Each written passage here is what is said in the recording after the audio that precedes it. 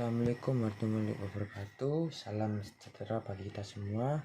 Saya Yusafima Putra dari 12 IPS 1 sekolah dari SMA 4 Surabaya.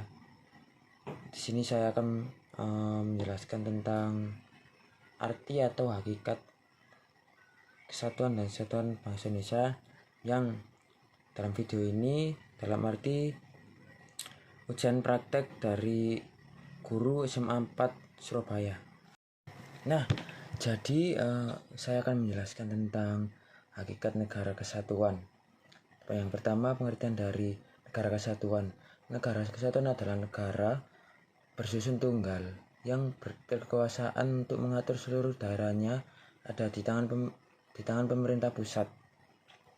Negara kesatuan atau unitarisme yang dikemukakan oleh para ahli sangat berbeda-beda sekali. Berikut pengertian negara kesatuan menurut para ahli. Yang pertama menurut C.F. Strong. C.F. Strong mengemukakan bahwa unitarisme atau negara kesatuan adalah bentuk dari negara berdaulat yang hanya memiliki satu kekuasaan tertinggi, yaitu pemerintah pusat. Hal ini memiliki maksud bahwa legislatif tertinggi negara dipegang oleh suatu badan legislatif nasional, yaitu pemerintah pusat. Dalam konteksnya, pemerintah pusat memiliki wewenang untuk memberikan sebagian kekuasaannya kepada daerah melalui hak otonominya. Namun persetujuan akhir tetap dibebankan kepada pemerintah pusat. Yang kedua, Abu Daud Busroh. Negara kesatuan adalah negara yang bersifat tunggal atau tidak terbagi menjadi beberapa negara. Maksudnya, negara hanya satu atau tidak ada negara lain yang tergabung dengan negara tersebut.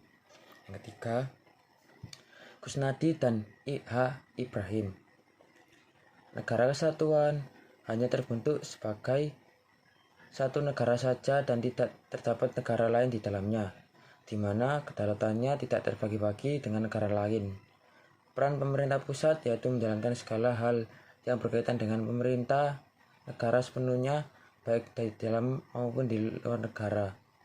Berdasarkan teori tersebut disimpulkan bahwa negara kesatuan adalah negara yang memiliki kedaulatan yang tidak terbagi-bagi dengan negara lainnya.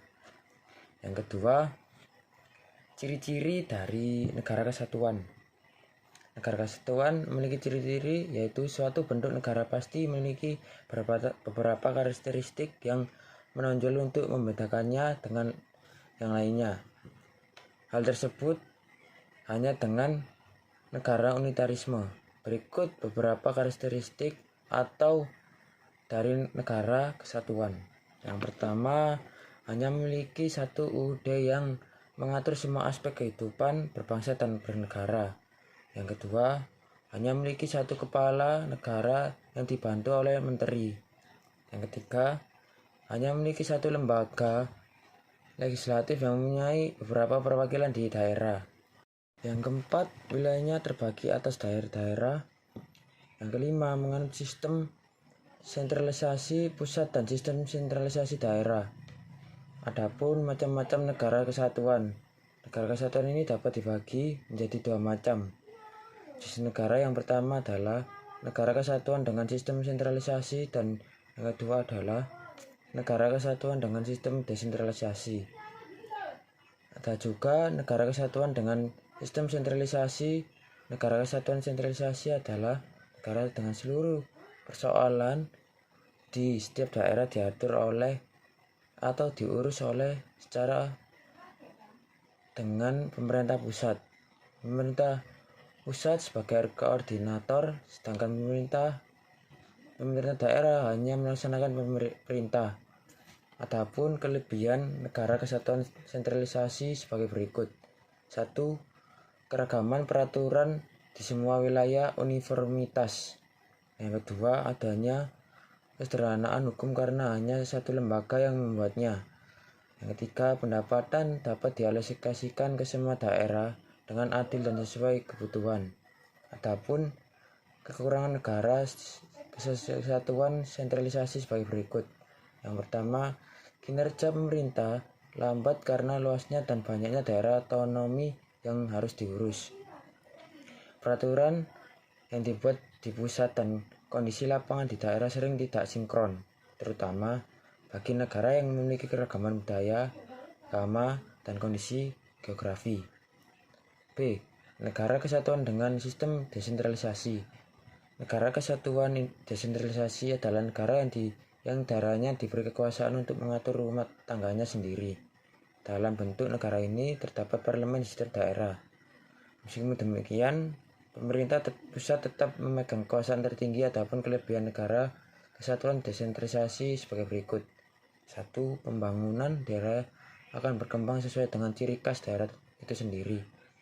Peraturan dan kebijakan daerah sesuai dengan kebutuhan dan kondisi daerah itu sendiri. Yang B. Hakikat Negara Kesatuan Republik Indonesia.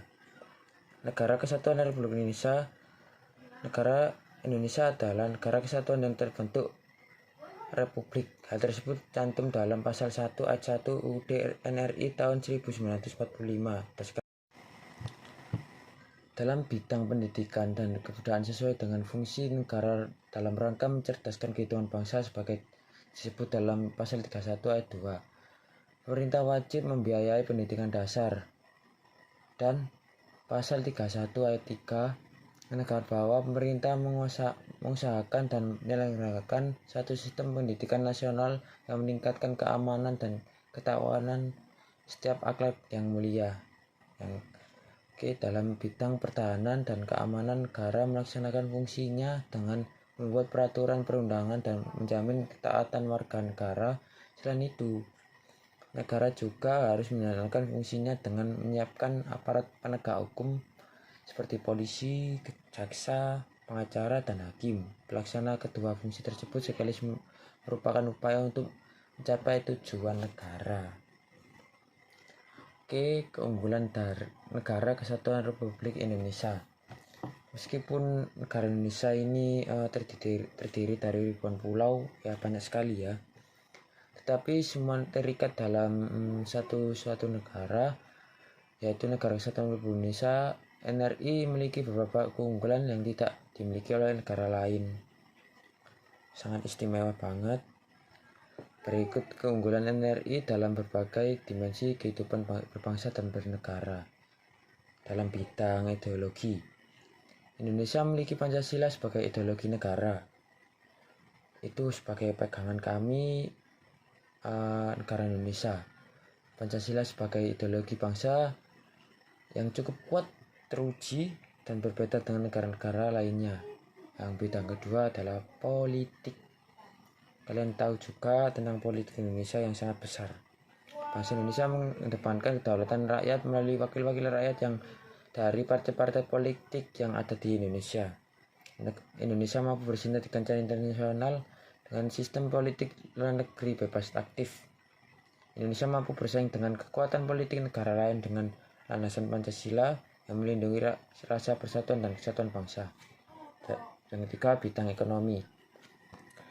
Letak geografis Indonesia yang sangat strategis, sumber kekayaan alam yang sangat besar, bumi Indonesia yang subur dan demografi, serta sumber daya manusia yang berkembang di Indonesia itu semua merupakan suatu potensi kekuatan ekonomi yang sangat besar. Keempat, sosial budaya.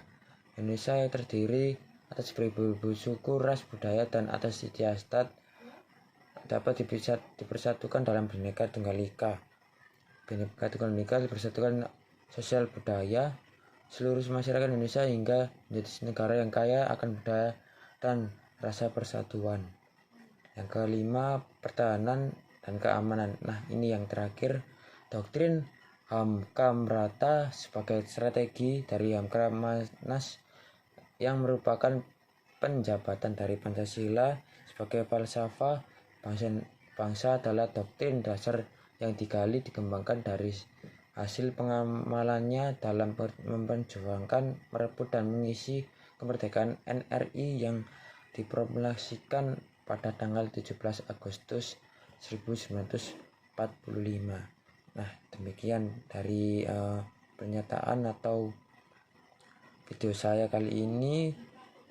Maaf atas salah-salah kata yang saya ucapkan. Wassalamualaikum warahmatullahi wabarakatuh.